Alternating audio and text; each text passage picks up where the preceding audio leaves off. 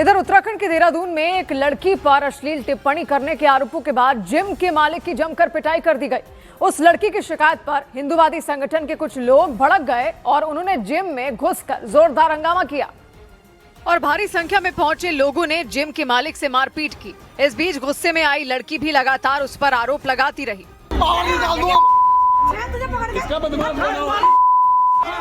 इस दौरान हिंदूवादी संगठन से जुड़े लोग जिम के मालिक को थाने ले जाने की धमकी देने लग गए। चल। उन लोगों ने उसे चारों तरफ से घेर कर जूते से उसकी पिटाई की। इस दौरान वहां अफरा तफरी मच गई। मार इसके सिर में जूते मार इसके सिर में जूते मार। नदीम नाम के जिम के मालिक पर आरोप लगा कि उसने जिम आने के दौरान उस लड़की पर अश्लील टिप्पणी की और उसकी शिकायत उसने हिंदूवादी संगठन से जुड़े लोगों से कर दी। इस दौरान उस लड़की ने आरोप लगाया कि जिम का मालिक उसे अश्लील बातें करता था। आरोप यह भी लगाया कि उसने उसे ब्लैकमेल करने की कोशिश की और इसी बात पर भड़के लोगों ने जिम में घुसकर उसके मालिक की पिटाई कर दी। गुस्साई लड़की भी लगातार उसकी शिकायत करती रही। इन्हें टारगेट कर रखा है हिंदू लड़कियों को इन्होंने यहाँ। इस पर हंगामा कर रहे लोगों का गुस्सा फूट पड़ा और वो उसे धक्के मारकर थाने ले जाने लग गए। तेरी पावर निकाल के दिखाता हूँ। चल।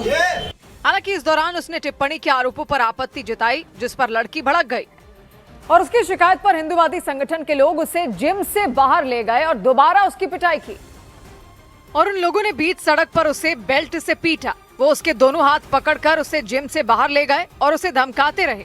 भैया इसने मुझे बोला तुझे हक करूंगा, करूंगी मैं।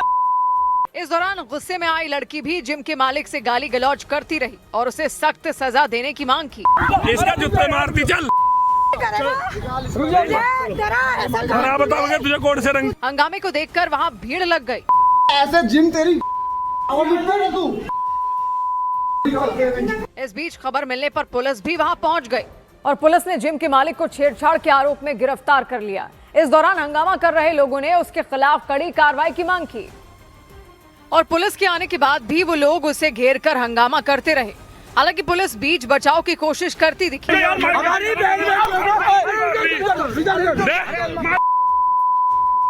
हंगामा बढ़ने पर पुलिस ने किसी तरह भड़के लोगों को शांत करवाया और जिम के मालिक को गिरफ्तार कर लिया। अब पूछना। इस दौरान उस पर छेड़छाड़ का आरोप लगाने वाली लड़की ने उसके खिलाफ सख्त एक्शन की मांग की। उधर छत्तीसगढ़ के सरगुजा में पूजा के प्रसाद में बकरे का मीट बांटे जाने के बाद पूरे गांव में रेबीज नाम की बीमारी फैलने की दहशत मच गई।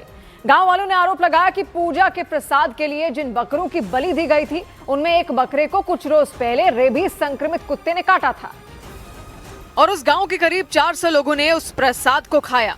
बताया गया कि पूजा के लिए 12 बकरों की बलि दी गई थी और उनमें एक बकरे को रेबीज संक्रमित कुत्ते द्वारा काटे जाने की खबर फैल गई और उसके बाद लोगों में दहशत फैल गई। जो बकरा को काटा गया है उसमें उसको कुत्ता चावा था और वो रेबीज का सुई लगा हुआ है कि नहीं लगा है क्या मालूम, सबको तो खाना पड़ा और लोगों को लगने लगा कि अगर समय रहते इलाज नहीं किया गया तो उनमें भी वो बीमारी फैल जाएगी और उन लोगों ने बताया कि प्रसाद खाने के बाद उन्हें इसकी जानकारी मिली। डरे सहमे गांव वालों ने गांव में कैंप लगाकर सभी लोगों की जांच करवाने की मांग की क्योंकि उन लोगों ने पूजा के आयोजकों पर लापरवाही के आरोप लगा दिए।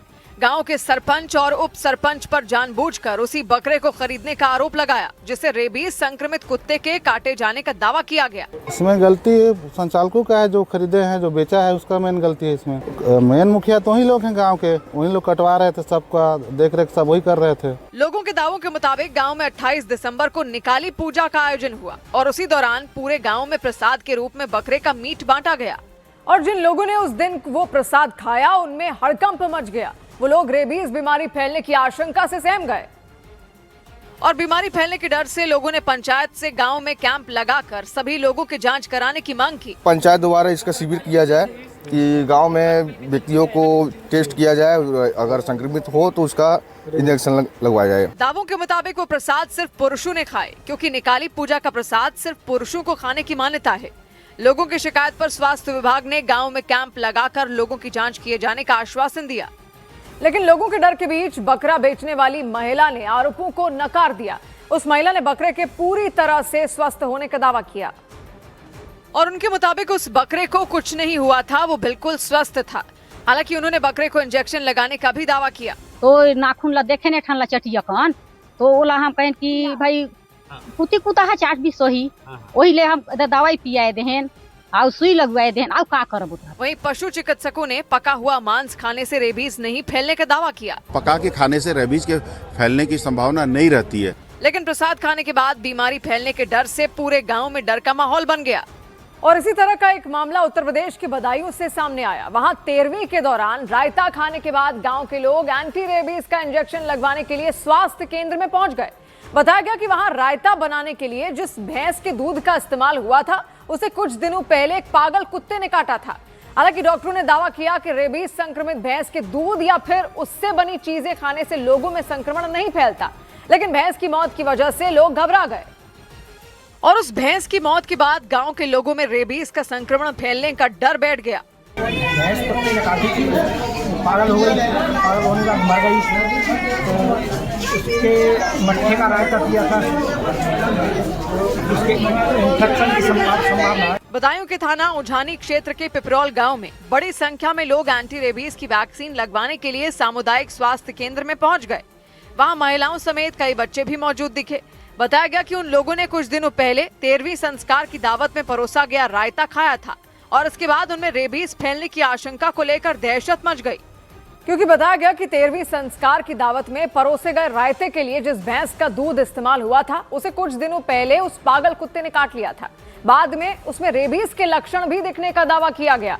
इतना ही नहीं, बताया गया कि रेबीज के लक्षण दिखने के बाद 26 दिसंबर को उस भैंस की मौत हो गई और इसके बाद पिपरौल गांव के लोग घबरा गए। उन्हें रेबीज के संक्रमण फैलने का डर सताने लगा। ऐसे में उन्होंने एहतियात के तौर पर एंटी रेबीज की वैक्सीन लगवाई। एक भैंस को कुत्ते ने काट लिया, वो पागल हो गई। उसकी मतलब उसके दूध का मठा जो था वो दावत में मिला दिया गया, जिससे रायता बना, पर वो गांव वालों ने खाया। उजानी क्षेत्र के पिपरौल गांव के सामुदायिक स्वास्थ्य केंद्र में भीड़ लग गई। वहां 200 से ज्यादा लोग एंटी रेबीज की वैक्सीन लगवाने पहुंचे। बताया गया कि दूसरे गांव से भी कुछ लोग 13वीं संस्कार की दावत में शामिल होने के लिए गए थे और उन्होंने भी वैक्सीन लगवाई। इधर बड़ी अर्थव्यवस्था के मामले में भारत ने जापान को भी पीछे छोड़ दिया। भारत जापान को पछाड़कर दुनिया की चौथी सबसे बड़ी अर्थव्यवस्था बन गया। केंद्र सरकार के मुताबिक भारत की अर्थव्यवस्था 4,18,000 करोड़ डॉलर पहुंच गई। सरकार की तरफ से जारी आंकड़ों के मुताबिक 2025-26 की दूसरी तिमाही में रियल जीडीपी ग्रोथ 8.2% दर्ज की गई।